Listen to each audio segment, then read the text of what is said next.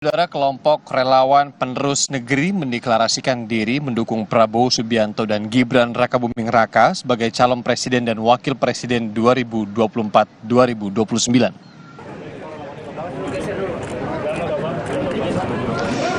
Dalam deklarasi hadir pula bakal capres Prabowo Subianto di antara para relawan. Dalam pidatonya, Prabowo menyampaikan terima kasih atas dukungan serta optimisme dari pendukung kalangan muda.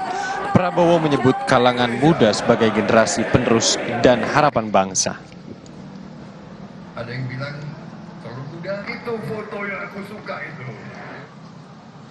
Itu masuk, saya bisa merasakan semangat anak-anak muda.